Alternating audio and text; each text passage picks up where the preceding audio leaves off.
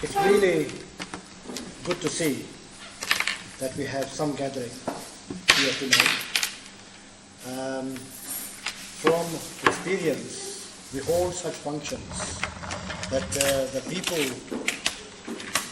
who bother to turn up, we know, are not so many. And that is perhaps people do not know what they miss. And this is what I very much hope will be the case tonight. Amandeep will tell us what we have been missing. The truth of the matter is that Sikh history has never had a chance really to come out of its folds. The reason is you only come out and shout about your heritage and your good things when you are in command. For example, the British, they talk about 1,000 years ago, such and such was documented, and it is there. Who is saying that our records were not documented? But because we have never been, apart from, say, Maharaja Ranjit Singh, and that happened 1.5 centuries ago. So we really have not had a chance to be proud of our heritage, and therefore we haven't had people come out and have a song and dance about it. But tonight we will have a song and dance about it. We have got Amandeep, and I very much look forward to to his delivery tonight. So Amandeep, the stage is yours. I believe it's a 45 minutes talk, and let's have it. Thank you very much. Thank you very much. I can't promise a song and dance. You wouldn't trust me, you wouldn't. I will talk about Sikh built heritage, and I could equally have called it Sikh hidden heritage, and I think that's a very apt title for it, because this is an element of our heritage, in amongst photography and manuscripts and scriptural heritage, which isn't terribly well known about. And Lahore specifically, we don't know that much about it, because certainly for people of my generation, we really don't have any contact with that part of the subcontinent.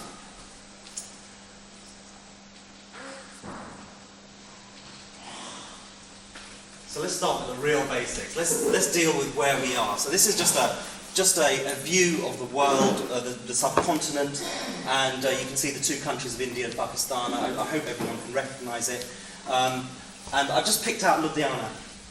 I assume that lots of people would kind of know Ludhiana. So you can just see where that sort of sits in the upper, sort of northwest of the country of India. And I'm just going to lay over that, if I can, the famous 5 rivers of the Punjab. So you can see now where the rivers of the Punjab. We're quite familiar, those of us that go to India, or those of you that go to India, with the 2 rivers that bifurcate in the state of the Punjab, the Bias and the Sutlej, and we sort of know very well both Ludhiana and the Doab region and that part of the Punjab. We're probably, certainly again people of my generation, less familiar with what goes on in almost the greater part of the Punjab, north of the border. And this is what we're going to go into in this talk.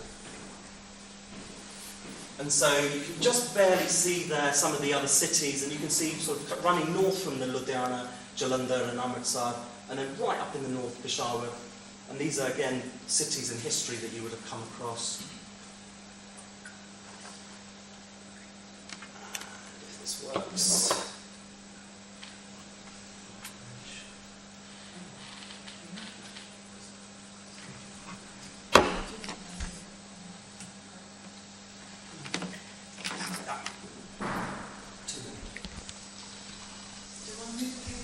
Yeah, it's going to be a bit awkward. Right, thank you. Just page, actually take it down. So I've just laid over that, what Ranjit Singh saw as Punjab. So the Punjab of Ranjit Singh started at Multan in the very south, up to Peshawar in the north, and then right the way over to the Jalandhar Doab, but not further south than that. It's a rough map, this is. I just want to give you a flavour of what's happened to Punjab over the years. So if we can just go to the next one. When the British came along, they chopped out Jammu and Kashmir. Once again, please. Jammu and Kashmir, and they really considered Punjab that area that is bound by the five rivers, and included the areas right up until the part of the colonial period anyway, right up to Peshawar. And once more, please. Twice, sorry. By the time of partition in 1947, of course, Punjab was bifurcated. It was split into two areas, the green part going to Pakistan, the blue part there into India. And then just once again, the state boundaries changed again in 1966 with, again, a much smaller Punjab. And the point I'm making here certainly isn't a political one. It's one just to show that the area of Punjab has changed and morphed, and that has been from something that we consider quite a large area to something that's quite compact, and we know reasonably well, but we often don't know what's going on north of the border. One more, please. But a constant throughout all of that has been the city that it's just there in the orange, the city of Lahore. For 1,000 years, the capital of the Punjab. For 1,000 years, the centre of the region that is very dear to our hearts, and that is the land of those five rivers. And I'm going to take you into Lahore right now. So if we just go once again. Now, Lahore, at its very centre, its old medieval centre, is a walled city, which is a very it's a constant in South Asia. In fact, also in the West as well. Ancient cities are walled. It's how you protect them. That's their greatest assets, is that they're protected from attack. And this is a model. It's a model that used to reside in the Victoria and Albert Museum. Unfortunately, it was damaged and damaged beyond repair in the turn of the 20th century by a fire. But it's a model made of wood of the old city. And you can see the walls that run round it. You can see in the south there, that kind of congregation there is the fort, Akbar's 17th century fort, and Aurangzeb's Badshahi Masjid. And I want you just to look at those for a second, because we're going to go back to there, because actually Sikh heritage, almost in an act of subversion by Ranjit Singh, is almost all located around that region. But you can see the wall around it, and then those turrets that are around the side are the city walls, the city gates, I'm sorry. No, please, go ahead. Now this is, I want to start with this picture, which obviously has nothing to do with Sikh heritage. But it's really how Lahoris and the Lahore state wants to project its heritage. And I'd like to make a point about this when we get to the end of the presentation. This is Jahangir's tomb. It's an incredibly important heritage site for Pakistan. It's a heritage site for the world, in fact. It's one of the 6 tombs of the great Mughals, and one of them is located just 5 kilometres north of the old city itself. It's a beautiful structure. It predates the Taj Mahal. It has a lot of the features of the Taj Mahal, and it's considered a model for it. Now, I just want you to note a couple of things. I mean, you can see the general symmetry of it, and you're probably aware of Taj Mahal, and you can see the similarities. But there's almost something missing in the middle there. It's almost something missing. So bear that in mind, because I'm going to come to some other images in a second. Next, please. And this is inside. So again, I just want to give you a view of what the thing looks like inside. It's fabulously decorated. The work there is called pietra dura. It's the inlay of precious stones into marble. And it's a craft that was perfected by the Mughals patronising the craftsmen of Rajasthan and actually of the Punjab hills themselves. And this is important because a lot of Sikh heritage sites that you will see, and you'll be all familiar with, the Darbar Sahib has a lot of pietra dura. In fact, in the Darbar Sahib, some of the most fabulous pietra dura work in the whole of India, in fact, because Ranjit Singh he patronised the very same skills and craftsmen that were being used 300 years earlier by the Mughals themselves. If we just keep moving on. Now, this is also on the same site, and again, apologies for not starting with any Sikh sites, but I will get to them in a second. This is Asaf Khan's tomb. This is a cousin of one of the wives of Jahangir. In its day, this was decorated with exactly the same beauty as Jahangir's tomb. He was an incredibly important nobleman in the court of Jahangir. But as you can see there, it's stripped of any decoration whatsoever.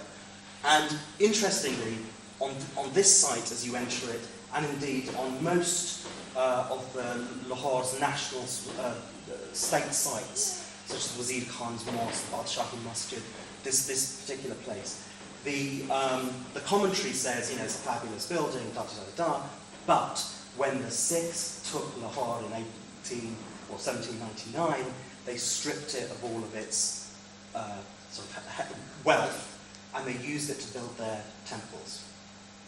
So it's a common, it's a misconception actually, but it's a common conception in Punjab, in Lahore. I'm going to come back to that point if I can later on. So I'm going to take you through a tour through the old city of Lahore. And I say that because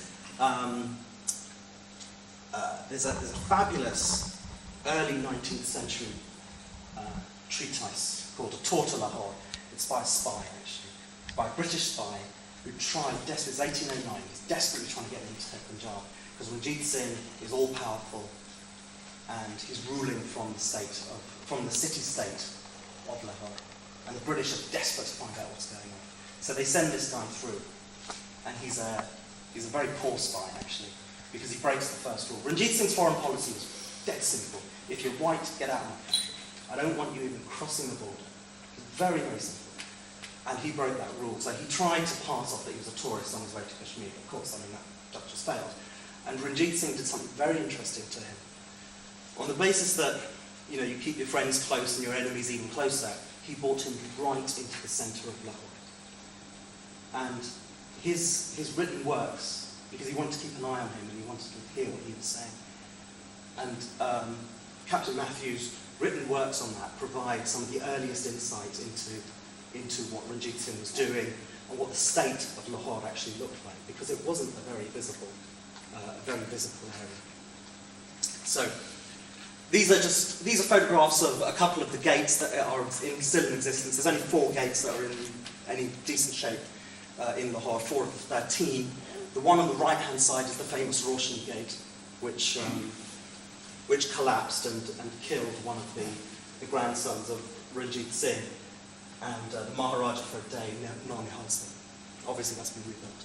Can we move on to the next one, please? Yeah. Thank you. These are a couple of, these are non-religious buildings. These are kind of secular buildings, if you like. So as you walk around Lahore, there's a lot of Islamic buildings, obviously. There's a lot of British buildings, obviously. But the hallmark of architectural or built heritage that relates to the Sikh period are these sorts of structures with these very distinctive balconied windows. You could call them oriel windows because they're projections. In Punjabi they're called G.O.A.T.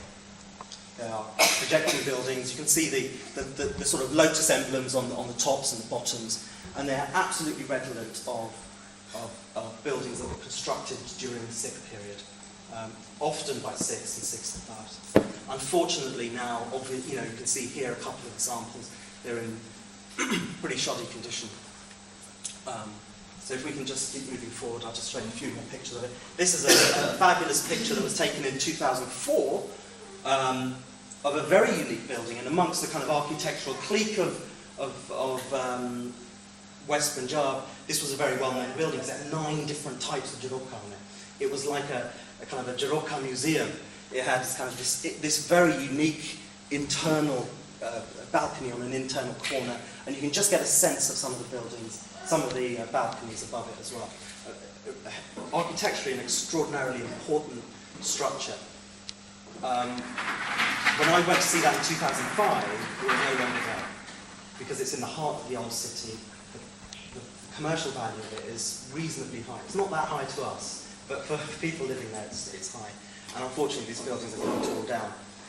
And so if you remember back to me saying that, Pakistanis see the Sikhs as being almost vandals when it comes to history, they don't think twice about pulling these sorts of things in. because this is just pulling down vandalism in itself. So it's a great loss to us that we lose these things. If I could just move on. As you do walk through the old city, and I don't know how many people here have been to Lahore, been to the old city, so you kind of walk through the gullies, and the gullies have different, the little alleyways have different professions going on. As you sort of break through an area which is basically box building for boxes for McKay and all kinds of other things, you break out into a courtyard, and this is what is literally facing you in that courtyard. And of all of the structures, and I've just given you a couple of images, this is one of the most beautiful, both in terms of its decoration and in terms of its state of preservation. Again, you know, I needn't sort of describe the quality of the work there. You saw it on the opening slide, actually. The quality of the wall painting it's fabulous. We know quite a lot about this building because it was actually built for Ranjit Singh's grandson, Nonhal Singh, his eldest son's eldest son. So again, a very important person in the court of Lahore. And it was built just prior to Nonhal Singh, which was his name, just prior to his wedding. And there's quite a lot of recorded evidence about it. Hold on. Okay, we'll go. Can we just go on, because I've got some more pictures of it. So again, you can just get a sense of just how beautiful this is. And you know, a lot of the images I would have shown you earlier would have had at least some semblance of these beautifully painted tiles, the fabulous wall paintings in there. But of course, over the years, they've been whitewashed or they've deteriorated in one sense or another. And Nonhal Singh's Haveli, which is today a girls' school, is in a very good state of preservation. Again, just another image of one of the balconies. You see the woodwork has decayed quite badly there. Again, please. And another one just of the balconies. You can see sort of you can see where posters have been put up underneath. I mean, this is the sort of thing that pains you when you see it, because it is fabulous. We know it's in a very fragile environment. But it's still used by local politicians to throw a poster up. It's frustrating. We can move on. And at the back of it, like I said, this is a box building area. So they use the back of it to just as a storehouse, basically. I was taking this picture, and the shopkeepers really just couldn't understand it. You've got to be on the kitchen down there. So if you can keep going. But this is what you actually see. So this Haveli would have been in a, you know, like Jahangir's tomb.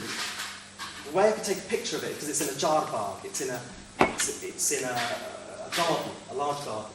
So the way the architect has seen that building is to say there needs to be a frame to it, there needs to be space so you can actually see the bit. And the Haveli historically would have had a jar bag around it, so you would have approached it, it would have been a grand residence sitting in the middle.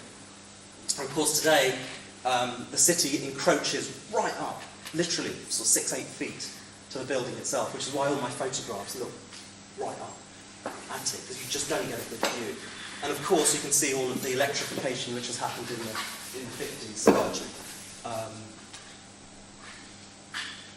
Actually built onto the building itself. There's actually components of that are screwed into the building. Internally, it's just as fabulous. The wall paintings are a very Sikh architectural expression. It's very common in Sikh buildings to have wall painting. The Mughals didn't really kind of get into that, but this is a very Sikh art form. They would have been down at the ground level as well, obviously, but in that particular courtyard they've been whitewashed. And again, from the top floor looking down, you just get a better view of it. So they kind of get to a point on the upper story there, and then they stop and don't quite do that one. But I almost assure you that if I go next year, they may well have bought enough paint to do the rest of it. It's in a fragile environment. I'll just keep that, please. One of the things they've left is there's a kind of a tower in that building, and at the very top of it are what are purported to be sleeping quarters. They may well actually be sleeping quarters. This particular room is in really good condition. With the wooden ceiling is in fine shape. Again, a very peculiar Sikh period, should I say, architectural feature. And then the wall paintings are also intact. And given that the wall paintings don't always show, they show Hindu scenes and some Sikh scenes, but they show figures, which to Islamic Pakistan is actually quite a difficult thing to have on a public building, then often these things are painted over. But in this particular case, they've left them, and that's for the good of this particular structure. One more, please. And again, just a close-up of one of the images and just a view of this just fabulous room. It's like a little jewellery box when you walk inside. It really is. It's just dripping with all kinds of. So this one man sitting there, is he watching over, or or was he just there because he was? He's watching over that part. Oh, so it's kind of maintained. It's I wouldn't say maintained. It's they don't allow people in there, which is a good thing. Right. But there's no active maintenance or conservation. Okay. There's nothing active, it's passive. Next one, please. Okay, we will get to religious buildings in a minute, but I'll go to some secular ones first. So, just next one, please. Who's seen this painting before? Right, 1, 2, 3, 4. It's quite a well-known painting. Painted by a Viennese artist in 1850s, but it shows a scene from the life of Ranjit Singh. So you can just about see Ranjit Singh there, underneath the chadri, and he's giving alms, he's giving gold or whatever to poor people. But this painting is particularly famous because it shows all of the courtiers, the famous names from the court of Ranjit Singh. So Sher Singh is there. Sher Singh actually is the second son of Ranjit Singh and is the one who commissioned the painting, so of course he is central. But he relies on Ranjit Singh's image to give him power, so that the painting is very clever in showing the political structure of the time. Sitting next to Ranjit Singh is his son Kharak Singh and his grandson Nihal Singh, and you can see the Dogra brothers there. You can see some of the Western generals that were employed by Ranjit Singh in the upper right-hand corner of that particular image there. It's a very famous painting. It was in England for many years because it was sold. Dalip Singh bought it, and he had it in Eldon in Suffolk for years and years. And then he gave it to his daughter, Bamba, and she actually took it back to Pakistan because she ended her days in Lahore. And through a series of sort of property movements, this thing has ended up in the Lahore Fort. So that great big fort, it's in there in a gallery called the Sikh Gallery, in a collection called the Bamba Collection, and it's in pretty good condition. It's not bad. It's not bad. It's a fabulous thing. It's at least as high as this, and you can sort of get a sense of the stairway. Next one, please. But this is the actual courtyard. This is where Sherf, the Viennese painter, actually sat with it. So here's the pavilion that Ranjit Singh was standing on. Here's the elephant gates, and sure enough, they are in fact elephant gates. You can get an elephant through them, and there's steps, hattibad as they call them, for the elephants to come up. So it's probably a scene that Sherf would have seen. Now he wouldn't have seen Ranjit Singh, but he would have seen the hunt coming in from Desera. So this is the actual courtyard in the Lahore Fort. And another view of the Lahore Fort, the elevated view. And again, if you can just remember back to the photograph of the old city. So if you're sitting in the fort, you can see Aurangzeb's very austere Badshah. Ask your mother, come on. But sitting in between it is a building which looks very Sikh to our eyes. And it is indeed Ranjit Singh Samadhi. Okay? So it's the tomb, if you like. It's a very bad English translation, but it's a building built by his sons. It was started by his elder son Kharak Singh, and it was finished by Dalip Singh. Actually, it was finally finished by the British, but in 1849 it was finished 10 years after he died. And it's built for his father, into sort of memory of his father, and would ultimately contain a portion of ashes of his father as well. So it's not a religious building, it's a secular building. But it's of obviously enormous Sikh interest. But just here, you can just see a golden dome, and that's Dera Sanctorum. Because this area here, the river Ravi would once have flown very close in fact, right up to these two structures. And so that traditionally would have been a cremation ground, hence the Samadhi. And also, as we well know, the place of Guru Arjan's martyrdom was where he ultimately stepped into the river. And that's where Dehra Sahib Gurdwara was constructed. Where's the river going now? It's naturally being diverted, and it's about 25 kilometres north. Naturally. Yeah. Rivers meander and change. So. This particular area there, Yes. fort on the left-hand side, and there is the Shahi Masjid right in front of it, and of course, Ranjit's mark on the right. That's correct, yeah. I think it's a symbolism. I don't know. When I was there, I looked at it and really studied it, and to me, it seems I haven't seen anything like it anywhere in the world. The Muslim religion on here, the Sikhism here, and I think not terribly far from there, I think it's a church. So it's a symbolism. I'm not trying to sort of say more than what I saw and observed there.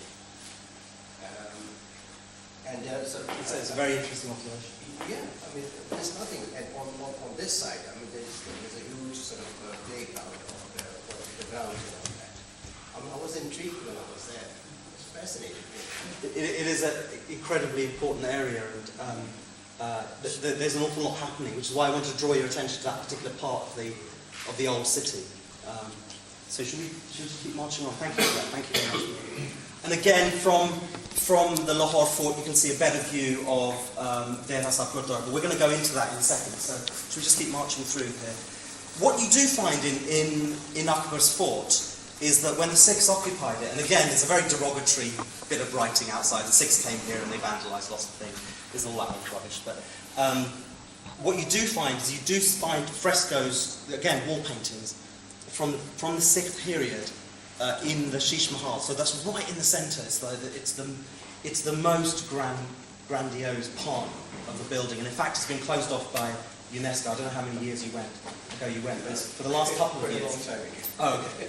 Right, so you probably saw these. So these were open in 04, but then in 05 they've shut it down because they're doing a restoration piece. But you can see, I mean, this is very typically Sikh, Sikh battle standard, and it's actually part of a much bigger scene, marching to battle. It's a kind of classic fresco. And again, a Sikh period fresco. I was just really illustrating that this is just such an un-Islamic thing to do, that it can only be of the Sikh period, but you can also get a sense of the quality of the wall paintings. This is painted on cement. This is not an easy medium to work. But also some of the vandalism and just some of the heritage threat that's going on in that area. And then some obviously very religious scenes as well. So these are the very shallow alcoves that you see above doors. And again, if you go to the next one. Again, we all know Guru Gobind Singh was with his Sikh attendants going to Sheesh Mahal. Next one, please. So just to step into the Samadhi before we go into Dehra Sahib. This is a photograph from, you recognise the building, this is Samadhi of Ranjit Singh. This is a photograph taken, I think, in 1858. So it's only 9 years after it was completed. So this is about one of the earliest pictures taken in India. But you can see the quality of this building. It's painted white. It's a funerary monument, so white is the appropriate colour. It's picked out, these alcoves are just picked out with very fine red and green, which is very common pigments to be used. But you can see all sorts of things. There's a couple of painted door guards either side of the entrances, and all four entrances these door guards were painted on. All of the metal work is intact. This is a building in reasonably good shape. This is the same building, obviously at a slightly different angle. Around about the 1960s, it's taken from a book, so I couldn't be precise for the date. But you can still see that whilst the building has faded, as you would expect over 100 years, the paintwork is still intact. In fact, you can still see our friends, the door guardians, on the building there. And these are, in that state, it's looking for conservation of some kind, but it's not lost. There's a lot of information that we can draw from that one. Unfortunately, that's not the state that it's in today. Unfortunately, it's it suffered quite a lot of whitewashing, which has gone everywhere except for those alcoves underneath. And the next one, please. And you can see here the structure in the shadow of the Badshahi Mosque, which I think is, just to your point there, there's such strong symbolism there. It's almost subversive. It depends how you see Ranjit Singh's. I have observed the building actually from all the angles, being a filmmaker myself. Mm-hmm. So therefore, I was, as I said, I was intrigued. You look at this picture, it's tells you a lot actually, more than 1,000 words about it. Fascinating. Okay, and the next one, please. And some of the issues that there are with the structure, it's not in the greatest shape. There is an awful lot that can be done in terms of to bring this back to a building which is in good heritage, something that we would consider reasonable shape as a bit of very vital heritage. That's the Roshni Gate that I mentioned, the one that collapsed, and it's actually very difficult to see here. Unfortunately, it's probably better on the screen, but you can just about make out, again, Guru Nanak, Bala and Radana, just there. You can just see the tops of it. This again has suffered from a lot of weathering. But again, there are these little shadows almost of the Sikh marks that are left on some very important parts of built heritage around Lahore. Go on to the next one. Inside the Samadhi itself, it does have, and for those of you that are into ceilings, I'm really into ceilings, but one of the best mirrored ceilings I've ever seen. And it's actually intact and it's in great shape. With mirrors, what happens, with those of you who know about this, they fade very quickly because of the method of construction. It's basically it's basically a metallic surface, and so it oxidizes and it just goes brown. So you go into these great palaces called Shish Mahals, and you go in and they're dark because there's absolutely no light coming off them. But this one is still in great shape, and that has been completely neglected for 100 plus years. The British did some work in 1880, and it's never been touched since. So this is just in great shape because there were some really fine artisans that were used to construct this. And again, I'm now up on the upper story of this structure, and you can see some of the wall paintings and the quality of some of these wall paintings. So remember, this is a secular building. The imagery that's used here is really trying to illustrate the life of the Maharaja. So there's hunting scenes, there's battle scenes, there's scenes of him being munificent, and there's scenes of mythology as well. And there's scenes of the Sikh gurus. And unfortunately, these are not in very good condition. So you can see the mirrored ceiling up there, so you can see where I am in the structure. I'm at the top tier. You can actually see some of the mirrored, these would once have been of the same sheen as those above. And you can see how those have oxidized. But you can also, I think, hopefully, quite clearly see, the face of Baba Nanak and then the 10 gurus arranged either side.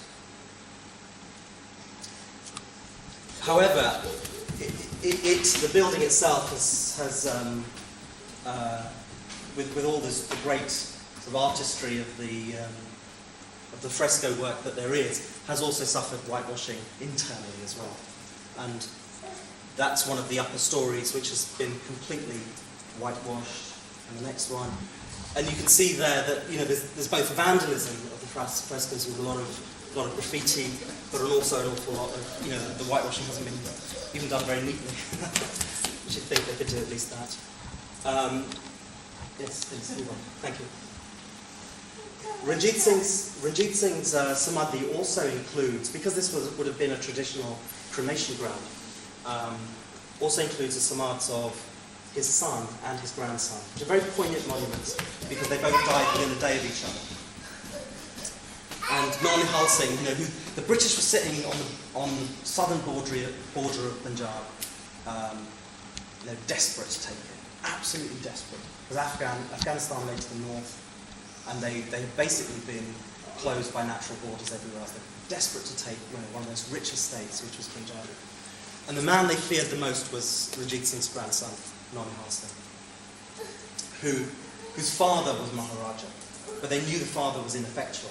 But they knew that as soon as Non Singh took the reins, took the Khalsa army, who were very supportive of him, that they faced a real threat, and they faced a lifetime of not being able to take Punjab. And in an act, possibly of murder, possibly of great tragedy, Nonihal Singh died the day after his father, when on returning from the cremation of his own father, the Roshni Gate, the gate that I mentioned, collapsed on top of him. And there's various theories about how that happened or who was behind it. It was a very convenient political act, certainly. And following Nonihal Singh's death, then Punjab really descended into bloodlust from various nobles and other sons of Ranjit Singh, and ultimately ended with, of course, the British taking Punjab 6 years later. So that's Nonihal Singh's Samadhi. This is Ranjit Singh's Samadhi, and I just want to point out what's going on here.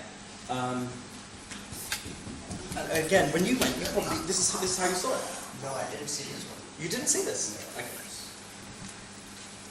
Right in the centre is a fabulous little marble pavilion, and at the base of it is a samadhi. And those of you that have seen samadhis will know that these urns, these lotus flowers, contain part of the ashes of the deceased.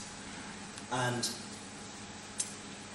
in this particular case, you've got Ranjit Singh, and you've also got his wives depicted, or possibly in reality, his wives' urns arranged around the centre. And that's certainly the picture as it was in the 1990s. Today, if you go, you'll see the paintings are still there, but of course the urns have gone. That there has been a very deliberate act to try to take away something which is kind of uncomfortable. I mean, we all feel a bit uncomfortable about this because some of these wives were Sufis. They cremated themselves on the funeral pyre. So this is an uncomfortable thing to see, but this is a secular building, this isn't a religious building. But of course, you know, out of an act of convenience, and we don't quite know, exactly who was behind it, but there's been a deliberate act to try to take this out. And I mean, in the context of the kind of some of the heritage framework that we operate in this country, or even in parts of India, you know, this can be carried out unilaterally, and I think it's a great loss to our heritage. Close up, next one. Sorry? No, just keep going. Next one. Yeah, next one's just a close up. Actually, let's move on from this one. Yeah, that was just a bit of ironwork in those creatures now. Okay, Kazudi Bagh. Again, you'll recognise this. This is back into that same area between the. Could I just get to the next one, please? Yeah. Thank you. So remember, I showed you Jahangir's tomb. I said something was missing. Well, for years, people said that there was a pavilion on top of this structure. It would give it balance. Architecturally, that looks wrong. It's too flat. There's a dome missing somewhere. So there's a sense that something's missing there. And for years, there was a theory that there was a pavilion on top of it, and there seems to be some kind of footings on the top of that building, that there should be something. And for years, the view was that Ranjit Singh's Hazuri Bagh, the Hazuri Bagh is actually the area, quite honestly, but the structure, the little pavilion in the middle, is known as Hazuri Bagh, commonly known as Hazuri Bagh. That structure was actually on top of Jahangir's tomb. And again, it was redolent of the vandalism of the Sikhs when they came and took Lahore. In fact, it wasn't. I mean, if you just look at the dimensions of this versus the Jahangir's masjid, Jahangir's tomb, sorry, it just doesn't work. Moreover, the decoration on this is just a completely different style. And we'll look at that in a second. But this is a fabulous little pavilion. It sits, again, it's almost Ranjit Singh really stating his claim in a very understated, modest way between Aurangzeb's enormous, austere Badshahi mosque and Akbar's overpowering, huge, powerful fortress palace. Hazuri Bagh sort of sits in the middle. And it's a very Sikh act as well, because he would sit there and take audience.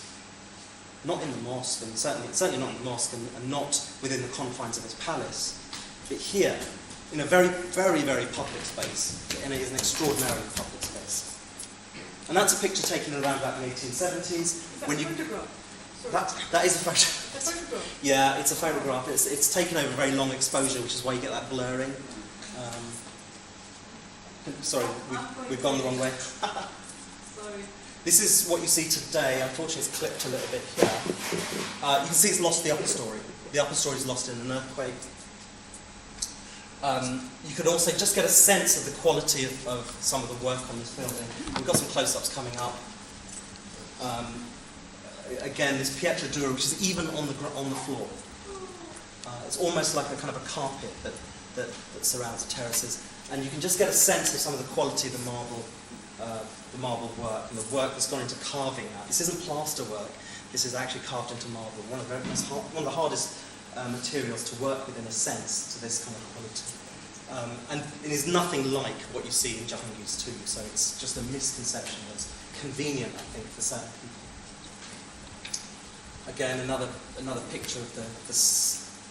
It's actually in good condition. It's used.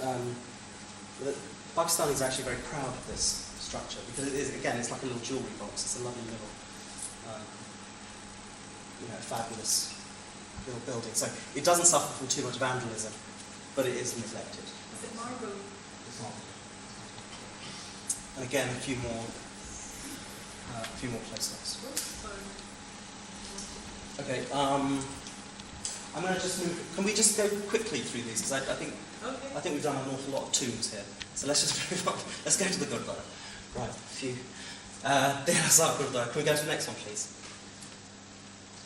So there's a picture with the long shot and going into it, if we can.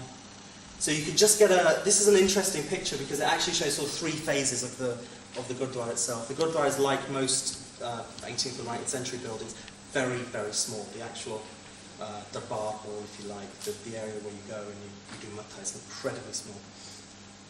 And it's housed within this part. And this part will date from the 1930s. This is mid-19th century, early 19th century. So this is quite important. This is the kind of work that Ranjit Singh would have done, or he had his artisans to do as he went in. And this, of course, is much more modern.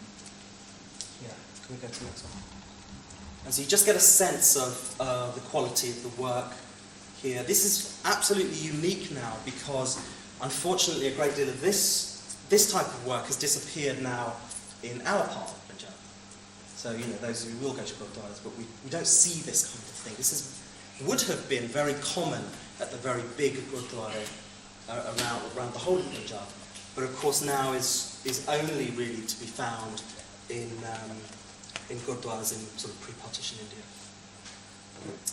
And a couple of close-ups of some of the religious wall paintings that also exist around the Dehra Sahib Gurdwara. And that's the same painting but in situ. I just, again, because I've got a conservation angle to all of this, if you haven't figured this out already, then you can see there that whilst this painting is not in bad condition, relatively speaking it's in good condition, relatively speaking, but it's not in great condition. You can see that the whitewashing has gone, and the paintings would have gone right down to the floor level.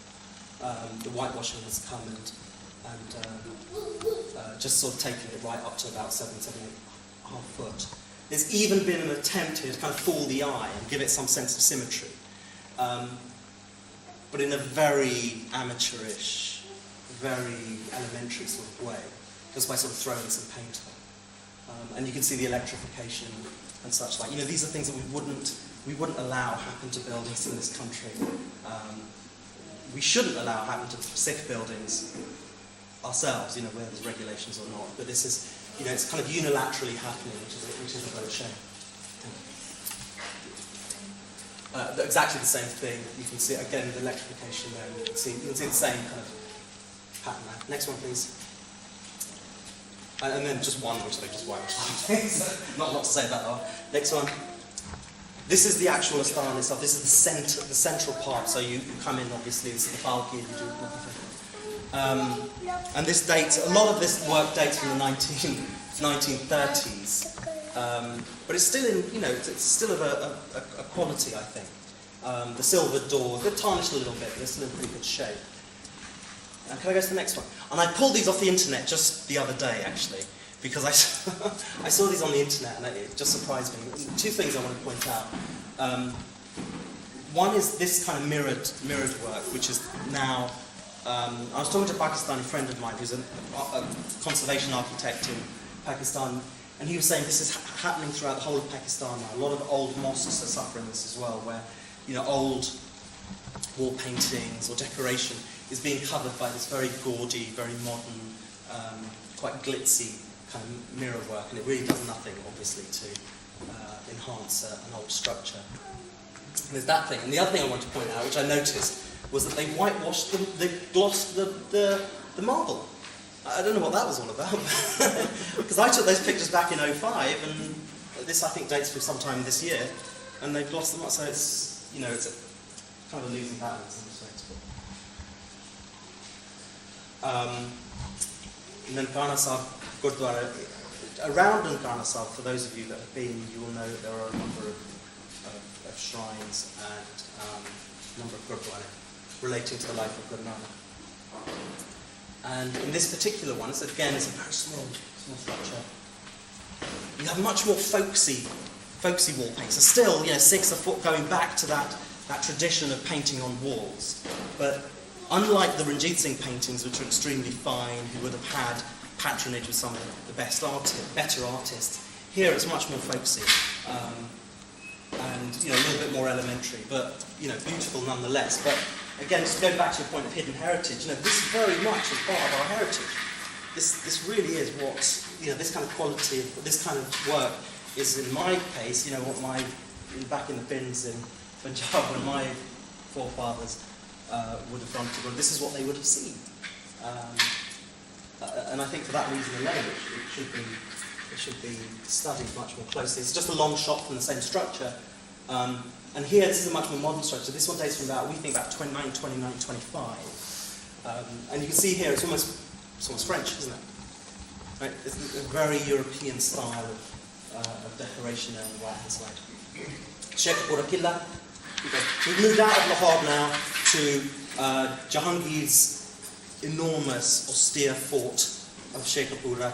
And as the saying says, if you take Sheikhpura, you take Punjab. Ranjit Singh took Sheikhpura in 1807. It is a Mughal structure, but it has within it these fabulous little Sikh havelis, a few of them that I will show. Sheikhpura was occupied by Ranjit Singh's first wife, Rajghat, and the structure on the left there is a building which was her haveli, which was her quarters. And the building on the right, we don't know too much about it, other than it was occupied by Dalip Singh's mother, Rani Jindal, for the 2 or 3 months that she was exiled out of the city-state of Lahore, before she was then sent out of Punjab altogether. That's all we know about. We don't know too much more about why it was built. It certainly wasn't built for that purpose. And then there are much more functional buildings in there. So they're the kind of fabulous buildings that wouldn't really withstand attack. This building is most likely an armoury or a gunpowder room. Again, built in the Sikh period, you can date it from the bricks and some of the decoration inside. But it's not a decorative building, it's a building that's functional. And all the little holes there are sight holes. So you can put a rifle through them if someone's coming. And given the sheer magnitude of the walls, etc., it's likely it would have been the armoury itself, the most protected building in the whole structure. And then the interiors of this is Jindal's Haveli. You can see here, you can get a sense, I think, of the quality of the work inside and perhaps what it once was, with these chevron pillars and the wall paintings again, which surround the whole structure. And again, another one. This is actually from Rajghat's Haveli. So it's got a courtyard at the bottom, but it's actually covered. The whole structure is covered, so it's not open to the elements, which is actually quite an interesting feature. And again, a view from Jindal's Haveli here, which in the Mughal period you never would have had structures going that high because you could just take a pot shot from the outside. But Ranjit Singh was reasonably secure, so he didn't feel the need to keep buildings below the height of the outside walls. And again, just a sense of the state, if you like, of the paintings that exist inside Jindal's Haveli. This structure here, again, it's a Sikh structure. You can date you can get a rough idea of the brick, date the structure from the bricks. But it was in horrible condition. It was falling apart, and you didn't really want to get very close to it. I understand that in the October 05 earthquake, that the tremors that went through that part of Punjab, that building has come down. I don't know that for sure, but it wouldn't surprise me in the slightest because it was kind of waving in the wind. Next one. Gujranwala. Gujranwala is known as the city of Ranjit Singh's family, right? So historically, his grandfather, G.O.A.T. Singh, took Gujranwala and it became his. That became their little dominion. It's about 40 kilometres north of Lahore. Because in their day, Ranjit Singh's family, Maharaja Ranjit Singh's family, were small muscle men, if you like. You know, it was only Ranjit Singh that really grabbed power. He was only him that was smart enough to make the alliances and take the Greater Punjab. This picture from the 70s, I apologise for the quality, it was the best, it's the only one I could do of this particular structure, is the Baradari of Maha Singh, who is Ranjit Singh's father. So, now, remembering that most of these Sikh buildings that we've seen date from the time of Ranjit Singh, this is really important, because this is a Sikh building pre-Ranjit Singh. And Ranjit Singh was a bit of a vandal, really. You know, he came onto a lot of much older Sikh structures, and he renovated them. So all the dates tend to start 1810, 1812. We don't get a lot earlier than that. But here's a building that was probably from the late 18th century, and may even be older.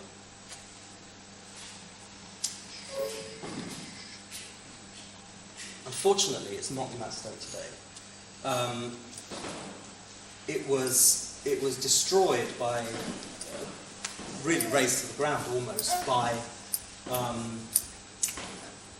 local Pakistanis when the Babri Masjid in Ayodhya was pulled down by the Hindus in the 1990s.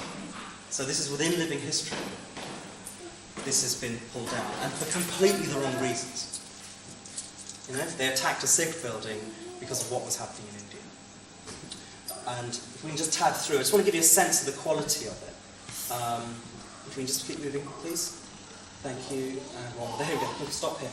Again, I don't know if the quality has been coming across to you, but the quality of the painting here is far better than anything that we saw at the Dera Sahib site, or that we even saw in Ranjit Singh's own Samadhi as well.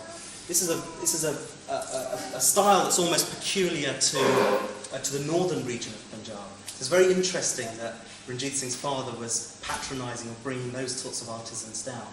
So there's a lot of information on that site, even with the horrible condition that it's in now. And that also shows how it was painted onto it, because you've got the different layers. Right, exactly. So, yeah exactly, as Dunham says. So you can see the brickwork. They've uncovered that for us on the vandal.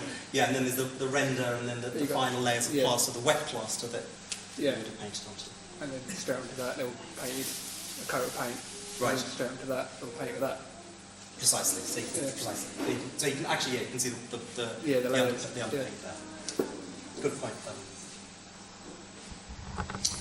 And this is the structure that. I've just realised how many tombs I've put into this presentation. There's nothing behind. This is the tomb built for Ranjit Singh's father by Ranjit Singh. So it's a very personal monument. Can we move on? And today it's actually not in bad condition. It's still there, but the city of Gujranwala has come right up to the building, so you don't get a sense of it until you're in it, really. And the next one, please. And internally, again, this suffered from the riots that happened in Gujranwala as a result of the Babri Masjid incident in India. And so they blew a few holes in it. They tried to break it down with poles and such like, and they lit fires inside of it. It takes a lot more to take a building down than that, but you can see there that there's a lot of soot damage. But actually, where it's leaking water, it's actually uncovered what was in it once, and that central octagonal tower was very richly decorated. Internally, the bottom sort of octagonal part of it is used as a storeroom, really, for all kinds of junk. But very interestingly, if I can just get the next one. very interesting, the central, the sort of Sanctum, Sanctorum, for want of a better word, the central component of the Samadhi, which would have been the sacred space for that particular site, the current occupant keeps as a sacred space. So you don't go in there, despite all the junk that's around it, you can only go in if you've taken your shoes off. And he's very careful about that, which was quite moving actually. And you can see lines there from, I think it's from Dussenberg probably, on one of the panels. And there's today's resident of I think his family came from Mbara, if I remember correctly, and so resettled in Brittle. And they just happened to grab that particular building, and they've stayed there ever since for the last 60 years or so. Next one. This is another Sikh structure. This is supposedly the Baradari, but it's not a Baradari. It's supposedly some kind of rest house of Ranjit Singh's grandfather. And I couldn't find it. The closest I could get, which I think may well be the same thing, is this little, sorry, ignore that to the bottom, is this little structure here. I mean, again, this is Sikh period. I couldn't really date it. Interestingly, it was used as a hospital by the British. And then this final set of pictures is from a house, again, another haveli, a courtyard house, a ground courtyard house of Hari Singh Nalwar, who was the famous, or infamous general of Ranjit Singh. And Ranjit Singh's campaigns through the Punjab from 1799 to the early 1830s were headed by Hari Singh Nalwar, who was an extraordinarily important man at the court of Ranjit Singh, and an extraordinarily important man for the expansion of Punjab. And his haveli, which is within the city of Gujranwala, today is used as a madrasa, a school of teaching. And there are just little reminiscences of the grandeur that it once had. Principally are these doors. I think if we go to the next one, there's a better view of the doors. These fabulously carved doors. These are internal doors, incidentally, into some of the kind of rooms and parts of the building. And a matching pair of these from that same structure is actually in Lahore Museum, because the British found them so interesting they ripped them off the walls and stuck them on the building. But thankfully, they're actually in pretty good state there. And then at the bottom, the building is a very typical nobleman's house, in that the coolest rooms are built into the basement, so it takes great wealth to do that. And this is the first of the basement rooms. Apparently it goes down 3 levels. And there is, actually the locals told us, and I didn't believe them when they told us, that there's a tunnel that you can take a horse and a man through, and you go from this particular haveli to Shirwala Bagh, which is the first thing I showed you. And then I found that in a reference book on Indian architecture, so it was absolutely true. Now, we couldn't go further down because those rooms aren't accessible any longer. But there is a fascinating little account of this building from 1839, so just a few years after Nalwar died.